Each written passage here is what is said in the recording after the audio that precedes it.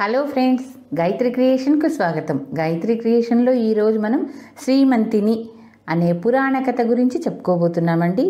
ఈ కథకు చక్కని చిత్రాలు వేసింది శంకర్ గారు. పూర్వం చిత్రవర్మ అని ఒక రాజు ఉండేవాడు. ఆయనకు వరుసగా 8 మంది కొడుకులు పుట్టిన మీదట ఒక కూతురు పుట్టింది. ఆమెకు శ్రీమంతిని అని పేరు పెట్టుకొని చిత్రవర్మ అతి గారాభంగా పెంచుతూ వచ్చాడు.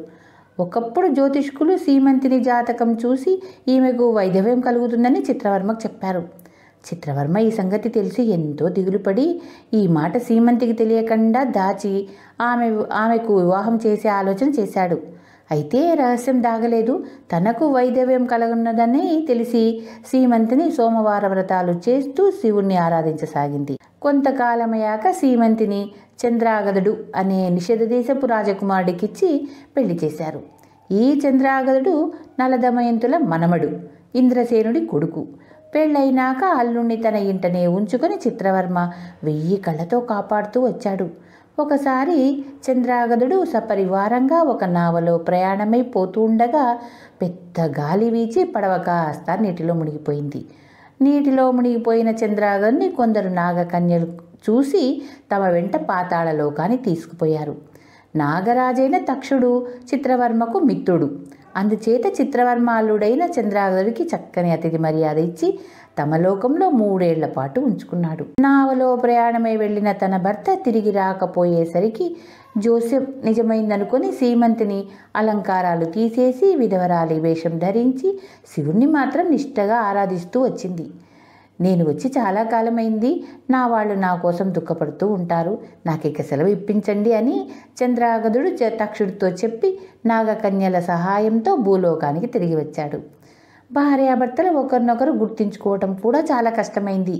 తన భర్త చనిపోలేదని తెలుసుకున్నాక శ్రీమంతిని తాను చేసిన శివపూజే తన భర్తను కాపాడింది కదా అని అనుకుంది.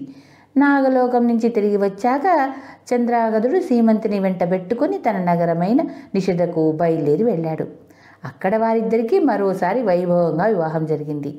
ఇప్పుడు శ్రీమంతిని తన భర్తను తిరిగి పొందిన సంతోషంలో సోమవార వ్రతం చేసినప్పుడల్లా దంపతులకు దానాలు కానుకలు ఇస్తూ రాసాగింది.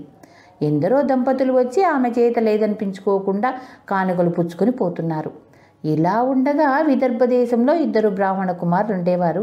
ఒకడి పేరు సోమంతుడు, రెండో వాడి పేరు సుమేధుడు.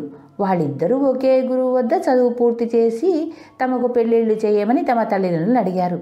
మీ పెళ్ళిళ్ళు చేయటానికి మా దగ్గర డబ్బు లేదు, రాజు వద్దకు వెళ్ళి మీ విద్యలు ప్రదర్శించి రాజును మెప్పించి డబ్బు సంపాదించి పెళ్ళిళ్ళు చేసుకోండి అని వాళ్ళ తల్లిదండ్రులు చెప్పారు. ఆ 2 కుర్రవాళ్ళు విదర్భరాజు వద్దకు వెళ్ళి తమకు ధన సహాయం చేయమని అర్థించారు. రాజు నవ్వుతూ, మీకు డబ్బు కావాలంటే దంపతుల్లాగా వేషాలు వేసుకొని నిషధ దేశపు రాణి అయిన శ్రీమంతిని వద్దకు వెళ్ళండి, ఆమె దంపతులు వస్తే అంతులేని డబ్బు బంగారం ఇస్తుంది అన్నాడు. ఇలాంటి మోసం ఎలా చేయటమా అని సుమేధుడు వెనుకాడాడు. కానీ సోమంతుడు మరేం పర్వాలేదు, దీనికింత ఆలోచన ఎందుకు, రాజాజ్ఞ పాటించడమే మన కర్తవ్యం అన్నాడు. తరువాత సోమంతుడు స్త్రీవేషం ధరించి అతను సుమేధుడు కలిసి దంపతులుగా నటిస్తూ శ్రీమంతిని చేసే సోమవార వ్రతానికి వెళ్ళారు. తన మామూలు ప్రకారం వచ్చిన దంపతులందరికీ శ్రీమంతిని కానుకలిచ్చి పంపింది. మన మోసం బయటపడేలోగా మనం ఈ నిషధను వదిలిపోవటం మంచిది అన్నాడు సుమేధుడు. కానీ సోమంతుడు తన ఆడవేషం తీసేయటం అసంభవం అయిపోయింది. ఎందుకంటే వాడు కాస్త ఆడదానిగా మారిపోయి సోమవతి అయిపోయాడు. పైపెచ్చు ఈ సోమవతికి సుమేధుడి పైన ఎక్కడ లేని ప్రేమ పుట్టుకొచ్చింది. చేసేది లేక వాళ్ళిద్దరూ అలాగే విదర్భ దేశం చేరి తమ ఇళ్లకు వెళ్ళారు. సోమంతుడిగా వెళ్ళిన తన ఏకైక పుత్రుడు సోమవతిగా ఇంటికి తిరిగి రావటం చూసి సోమంతుడి తండ్రి సామరస్యుడు విషయమంతా తెలుసుకున్నాడు.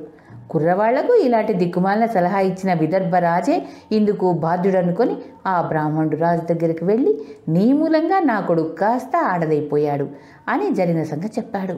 విదర్భరాజుకు ఆశ్చర్యము విచారము కూడా కలిగింది.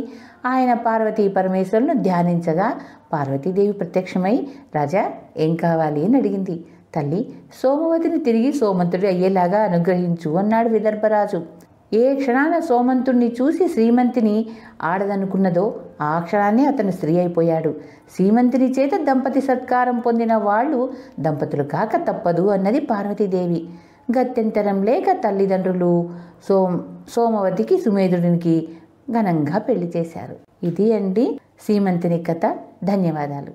చివరిగా మీకు మాట, నా ఛానల్లోని కథలు మరియు వంటలు మీకు నచ్చినట్టయితే ఓ లైక్ చేయండి. మీ బంధువులకు, స్నేహితులకు, తెలిసిన వాళ్లకు షేర్ చేయండి. మరిన్ని టేస్టీ వంటల కోసం, మరిన్ని మంచి మంచి కథల కోసం గాయత్రి క్రియేషన్ సబ్స్క్రైబ్ చేసుకోండి. ధన్యవాదాలు.